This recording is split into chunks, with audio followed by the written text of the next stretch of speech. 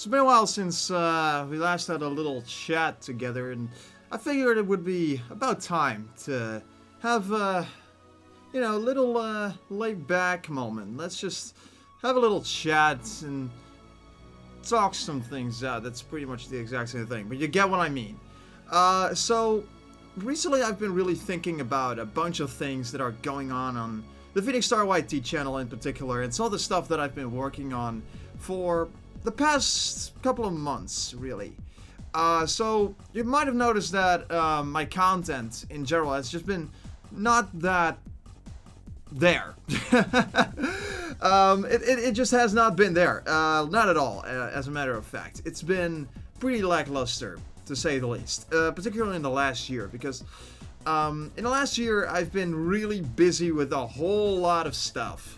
College, my editing job, and all of that junk. There's just a lot that's been going on in my life, and it's taking up a lot of time and a lot of effort and a lot of stuff. And I know people, a couple of people have actually been asking me, hey Koen, where's the live streams? Where's the videos? Where's the stuff that you normally work on? I'm working on it. That's all that I can say. That I'm working on content. It's just been a little bit chaotic. It's been crazy to work on everything, and I haven't exactly been able to find a good place to really make the content that I really want to make it. And when I say place, I don't mean the platform. I mean in my schedule and whatnot, because it honestly is quite challenging. When I still live with my mom, when I still go to school full time, when I need to travel like 1 hour and a half in total just to go to school and go back home again, and it's been a mess.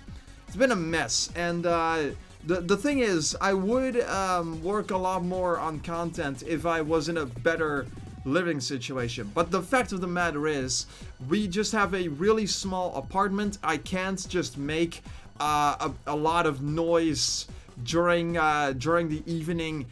Even if I wanted to, I could not do it because, well, people around the house are going to hear me yell it through my microphone, and there's going to be all sorts of problems with that. So I can't really do that. And even if I could do it, I am not exactly someone who enjoys working on videos too late during the evening. I do really like working on content, don't get me wrong. I really like making videos, and especially videos like these where I'm just sitting behind, when I just laying back, sitting in my chair and having a little chat with my audience. I really enjoy doing stuff like this. But the PhoenixStarYT channel, for the most part, I really wanted to be big videos, you know? I really wanted to make these really excessively big video essays, and that just cannot be done. Not with my current schedule, not with my current home situation, and not with a lot of other stuff that are going on. I just can't do... I just can't have a consistent upload schedule with these big videos that I make.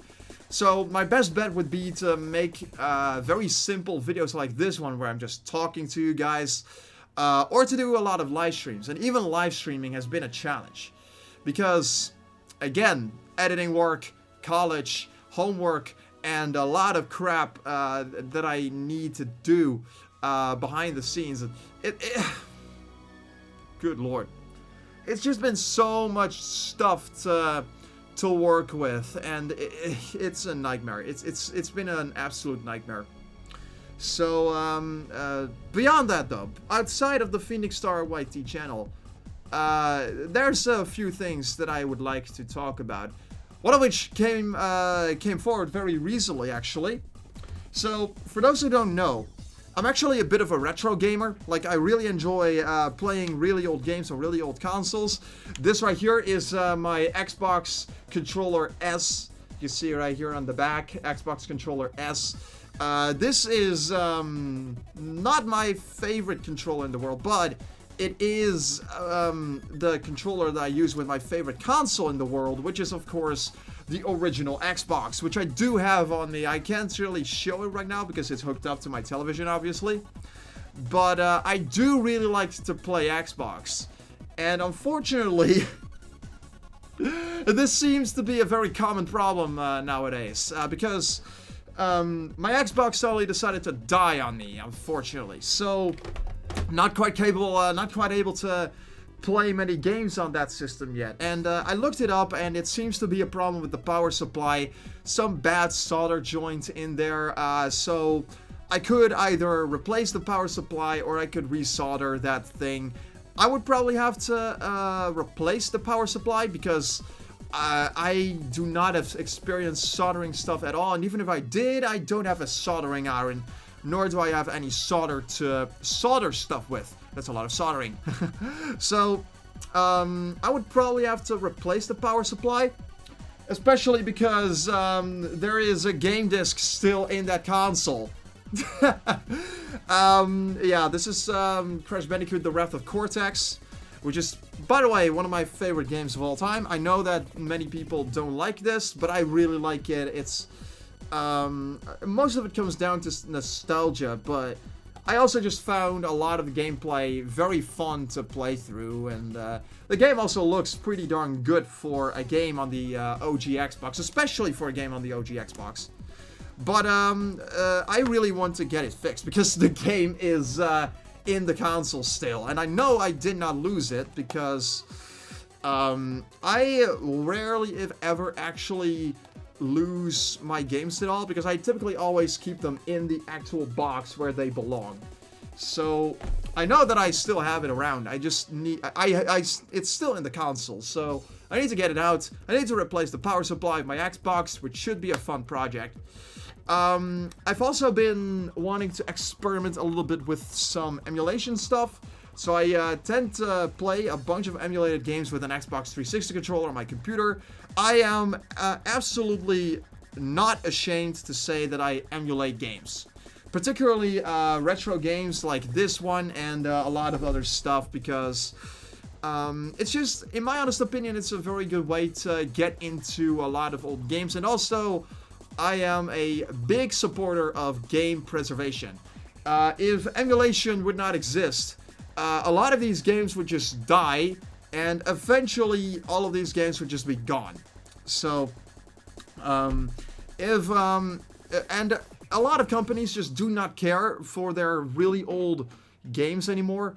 And sometimes when they do, it's either because the community demands these companies to bring them back. And so it's more of a means to make the people happy rather than to actually pay respect to their properties, to their games. And that's just mind-boggling that that is a thing. I really am not a fan of stuff like that. So I have no problems with pirating some of this stuff and playing the games on emulators. So I've been messing with a lot of emulations and stuff, but I really want to get started on getting an Xbox emulator working and playing a bunch of games on there. Particularly Burnout Revenge, Crash Bandicoot: The Wrath of Cortex, like I showed you, and a lot of others. Because, quite frankly, a lot of games are just better on Xbox than they are on PlayStation. You can have whatever opinion you want. I am absolutely open for a conversation. I don't have a PlayStation controller right now, but I do have a PlayStation, which I want to see if I can actually show it on screen here. Here it is, my PlayStation 2, which I actually do use from time to time. I have no idea if it still works. Given the fact that my Xbox broke very recently, I would not be surprised if my PlayStation died. But I do play a bunch of games on PlayStation 2 as well. And often what I would see is that a lot of games either control better or look better on the original Xbox. That's just my personal opinion. I could also be very biased towards the Xbox because I have a lot of nostalgia for it, but that's just how I feel about the old Xbox anyway. So, but yeah, I want to see if I can get Xbox emulation to work. I got PlayStation 2 emulation to work. I have no doubt that Xbox would be possible to do. I know it's possible. I just need to figure it out first. Then, some other PhoenixStarYT stuff. Let's talk about my camera. Because you notice that the quality of this particular video, I'm looking at my OBS right here. The quality of this is not that great. And there is a reason for that. Normally, when I would do live action and stuff, I would record it on this. This is my JVC Iverio Handycam, which is a little camera that I've had for quite a few years. I think I've had it for like maybe 6 or 7 years, possibly. But I've had it for a long time, and you can kind of see its age. It's kind of pathetic. Because I don't know what happened. I don't remember ever dropping this thing. And even if I did, it must be a really bad drop for the hinge to go this bad. Like, this should not happen. It should just be... like, this hinge. It used to be very sturdy. I don't know what happened. I could have dropped it at some point in its life, and maybe that caused it to break down on me or something, but... it's weird. I've never had an issue like that happen to me before, but... yeah, that's a completely bizarre issue, which I'm not sure how I'm going to fix that. But I do really want to fix it, because this is a good camera, and I don't know if you know anything about cameras, but camera equipment is expensive. And if I can't get a new camera, I would have to use this as my temporary solution. It's basically just a really basic Motorola smartphone that I got because I am not a big fan of very expensive phones. I actually used an iPhone 8 as my daily driver for a while. And that thing I replaced with this because the battery was just not working with me. The battery was awful. The battery on iPhone 8 was absolute trash. I will admit, it's my fault because I decided to buy an iPhone, a much older model iPhone than I think iPhone 12, maybe iPhone 13 was out at the time. And I decided to go with iPhone 8, despite it being much older and possibly having worse battery life.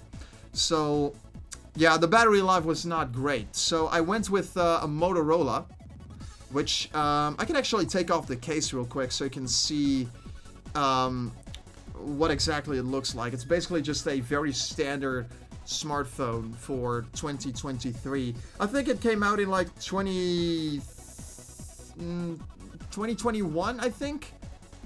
I want to say, but I'm not sure. But it does come with a pretty basic camera app, which hey, you can actually see me. Okay, I'm done with being dumb, but yeah, this thing, I could use it as a temporary camera after if I cannot get my camera fixed. I would have to get a clamp for my tripod, because normally what I would use if I was to film using a camera, let me show you. I am not going to cut anything in this video, so it's all going to be uncut, but I would normally film with this ridiculous tripod. This thing has been around with me for about as long as this camera has, and it's been an absolute beast. I'm pretty sure everybody who starts a YouTube channel starts with this as a camera stand, and there's a good reason for that. This thing is great. Like, it can pretty much do whatever you need a stand to do. It's not going to be the greatest thing in the world, but at least it works. So, if I can't get my camera fixed, I would have to get a clamp for my phone, and I will clamp it to that stand, and we would have fun with it. And it could very well be possible. I think I could even just use the built-in flashlight as the light for my videos if I ever decided to to use my phone for it. Especially because this flashlight can get pretty darn bright. Yeah, I just did that. That's the fun thing about Motorola. You always get these really fun little gimmicks. What it doesn't have is, no, I cannot turn my camera on using that, but, you know, normally, Motorola can have some pretty fun things going on with a lot of their stuff. I also want to see if I can do some more live action stuff. I actually got a flip phone at one point, so I can use it as like a prop or something. It's absolutely not functional, but it works for as a little fidgeting toy, because I like to fidget a lot with this stuff. So I fidget with flip phones. And typically I get these at a thrift shop for like $1 or so. So I can use this as like a prop for some videos. I would have preferred something a little bit bigger or something a little more iconic, like a Motorola Razr.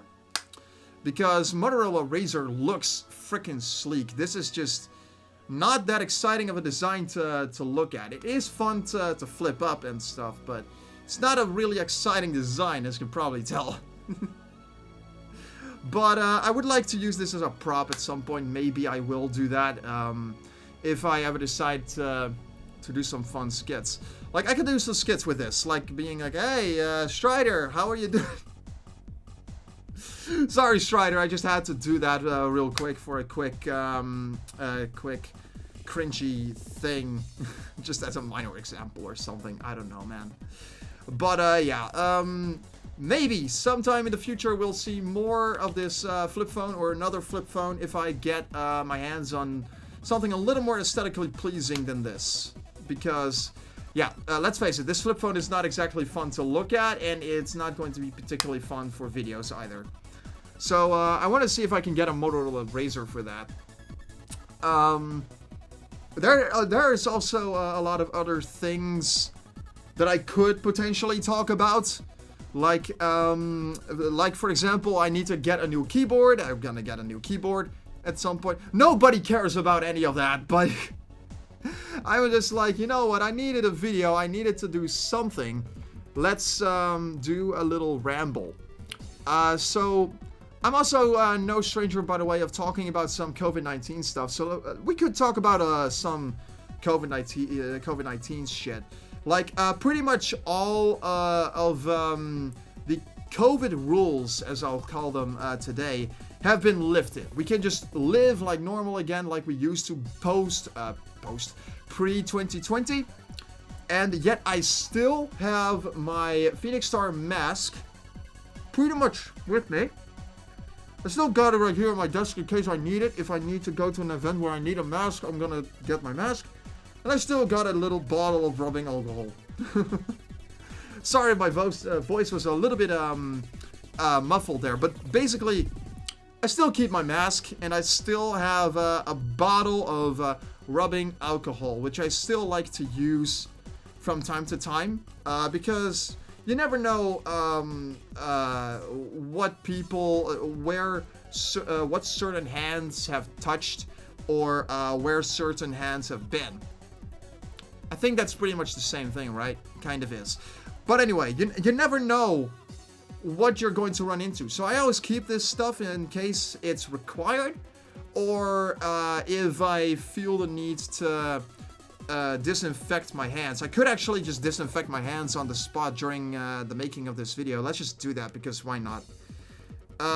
Because I have not done this in many weeks, because I never thought the need to, but hey, you never know what happens. We're just gonna do it. I also caught a bit of a cold recently. It was pretty bad, and I did a COVID test. Didn't really help matters. According to it, I did not have COVID at the time, but I am pretty sure that I caught COVID in some way, shape, or form, because I had a really bad cold for a pretty dang long while, and I had a bit of a rough time breathing again. Not quite as bad as what it was my first time catching COVID. I made an entire video about my experience about that a while back when I initially got COVID first time. And it was not a fun experience. Ever since then, catching COVID has not been so bad. I got it like twice, or at least it was confirmed that I had COVID like twice. And and I think I might as well have gotten COVID a third time. Because, like I said, I had a really bad cold, I had a bit of a headache, and in general, my nose would just not cooperate. I would cough a lot, and, you know, things just were not looking so bright. Even though the test said, yeah, you're totally clean, I am pretty sure I was not clean. But, you know, whatever. COVID tests nowadays, because here's the thing with a lot of these self-tests. I don't have one around me right now, so I can't show it to you. But I've always been very skeptical about these self-tests. And you can't really get any official tests anymore, at least not where I live. So it's always just a you're always running into the risk that if you're having a bit of a cold, if you were to go out with a bit of a cold, I'm pretty sure that there's always going to be some sort of a risk that you may have caught COVID. Especially when your cold is especially bad. Because these self-tests I found, and many other people have found, are not 100% accurate. Let me tell you a little story about my very first experience with one of these self-tests. So, the first time that I did a self-test was way back when, during I think the second wave of COVID-19. So I did that I did a self-test. I had a bit of a cold, I had a lot of trouble breathing, I got a very bad headache and whatnot, and my mother also had COVID-19. So I was like, you know what, I'm gonna do a self-test, I'm gonna see what happens. So I did a self-test, negative. So according to that, I was completely clean. Then I go and get an official test from some guys nearby, like the GGZ, as they are called over here in the Netherlands. And I had to make an appointment to actually go there, and then I needed to go there. And they would just stick that shit up my nose, and those what are they called? Q-tips. They shoved those Q-tips up my nose, and they're like, okay, you're done. And within like 24 hours, I got the results of my COVID test. Positive. Not even a day after I did my self-test, I got a positive on my COVID test. And so that self-test was just completely and utterly wrong. And I know for a fact that I did not do the self-test wrong, because I did follow each and every instruction, and I shoved that Q-tip up my nose as far as it could go. Yeah, so that self-test that I did was completely and utterly wrong. So I never fully trusted those self-tests since. The tests of the GGZ are just far more accurate, and in my honest opinion, they are far more trustworthy than those self-tests are. So, I think I might have gotten COVID like 3 times at this point. But yeah, other than that, I have been pretty good with COVID the last 2 times that I had it. Mostly because I have been fully vaccinated, and everybody in the Netherlands has been fully vaccinated. COVID is not really that much of an issue anymore in the Netherlands, and as a result, nobody really worries that much about it, especially because all of the restrictions have been lifted, and we aren't even required anymore to wear masks. And despite that, though, I still see a lot of people wear masks in public. Like, I've seen a fair few people out there who still go around either in the city or just along the streets or whatever. And people are still walking around like this. Maybe not with this particular mask, because I have it custom printed and whatnot, but you get what I mean. A lot of people are still walking around with masks, and it got me thinking, like, have we become a lot more cautious about the possible risk that we bring along with us if we don't walk around without a little bit of extra protection? Because that's what these things are supposed to provide you with. They are supposed to give you that little bit of extra protection if you were to walk out and about. Not just for yourself, but also other people around you, so that you won't spread the virus even further. And I'm not just talking coronavirus, but I also talking fever, when you got a bit of a cold, like a running nose or whatever. If you're the least bit sick and, you would be walking outside, you would very well be protecting not only yourself, but also other people if you were to wear a mask outside. And there are still a lot of people who do that. And it honestly got me thinking, like, have we become a lot more aware and a lot more cautious of the possible risk that people might run into if they were to run into you without any protection, or if you were to run into someone not having yourself and those people protected from any possible virus? And on the flip side, I have been wondering, have we been possibly forgetting about everything that's been going on in 2020 and 2021? Because let's face it, COVID-19 was a big thing. And for a lot of people, COVID-19 still is a big thing. But for the most part, it seems like, though, people have completely forgotten about everything that's happened in the last 2 years. Maybe because it's just been a big deal for so long and people have just gotten sick of it. Or maybe it's just never been that big of a deal in the first place. Now, which one of those it's going to be is going to depend greatly on how you look at it. I personally have been very neutral about the whole thing in the last couple of months, particularly because everyone approaches this situation the way that they want to approach it, and everyone thinks about it or responds to it in a different manner. I personally think that we may need to be a little more cautious of what we're doing when it comes to being social with others outside. You know what I mean? Because a lot of people today, ever since COVID-19 has been slowly fading away from relevance. Ever since COVID-19 has just not been that big of a topic anymore, people are just doing what they used to do before COVID-19 happened. And I'm saying literally cramping themselves in like sardines on a train or on a train station or anywhere else, really. As if COVID-19 never happened in the first place. When in reality, COVID-19 still does exist, and for some people, it could still be a very big danger. And that's the thing, really, because I am astounded by the fact that so many people don't seem to have learned much of anything from this experience. As a perfect example, I can actually showcase this because I actually have my backpack behind me, so I can just show this. If I put aside my my chair for a moment. So when I would be on the bus, right?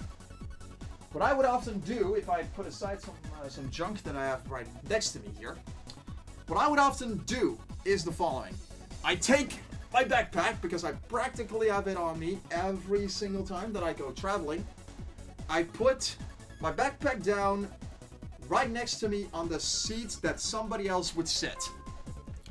And I do this, I've been doing this ever since COVID-19 happened, and I still do it every single time. When somebody goes up to me and asks, hey, can I sit right next to you?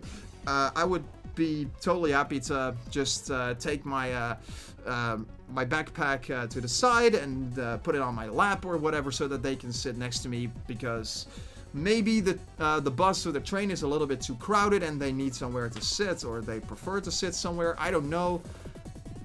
But anyway, that's what I end up doing most of the time. And so why do I do this? Because it seems a little bit antisocial to put my backpack right next to me, even though there's going to be people who want to sit down on a bus. I personally prefer to do it this way because, for one thing, I'm very used to it by this point because I've done this ever since COVID-19 during the first lockdown. Because if you wouldn't be doing this, people will sit right next to you, and it's not really a matter of if it would happen, it's a matter of when will it happen. And when that happens, it's really a matter of I don't know where any of these people have been. I don't know what they have touched. I don't know anything about these people, right? So that's the thing. And I really have not been very comfortable with leaving my chair open for everyone to just sit right next to me without asking, or without at the very least gesturing that they want to sit next to me.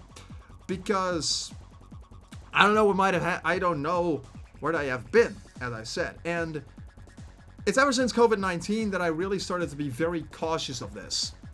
And I also still keep my distance. And like I said, if I'm required to, I will still keep my mask on me. Because, you never know when you still need to wear a mask.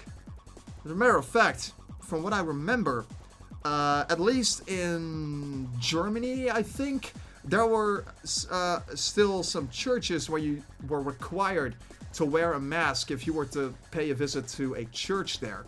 I know this because I paid a little visit to Germany the other day last year, and we wanted to see a church. I don't normally go to church. I am not that much of a church guy. I'm not even Christian, so I don't normally go to church. But I have a friend of mine who really is interested in church and in Christianity, so he really wanted to see a church.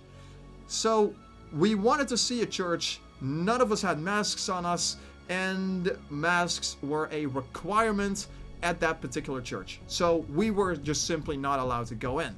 And that was the moment where I realized that sometimes you have to keep this around with you.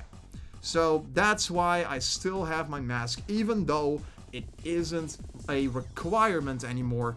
And even though it may or may not be a little bit of a waste in my pocket, because even though it's not going to be much, because I can literally just turn a mask into a small bowl. Okay, maybe not as small, but I can at the very least fit it in my hand like this. And, I can just literally, it does fill up a little bit of space in my pocket nowadays. But, yeah, that's kind of my stance on COVID-19 nowadays. I think that people should be a little more cautious and learn from the experience that we've had in 2020. Because I don't think that we've learned an awful lot. Or, at the very least, a lot of people have not learned very much about the experience that they must have endured during COVID-19. Maybe people just never gave a shit in the first place. I don't know. That's just the thing that the only thing that I can come up with. Let's see, what other things are there to discuss? Not a lot anymore, actually. I could talk about my collection back here, but I don't think people would be very interested in that. I do have a funny story to tell about this little thing right here. Let me just grab it. So, this right here is a little statue. You can kind of see it right here. Egypt. It's a little Sphinx cat. So, yeah, you could probably guess where this little bugger came from. I, at one point... Oh, crap. Did I just... This came off my thing. There's some sticky residue on it, but... Anyway...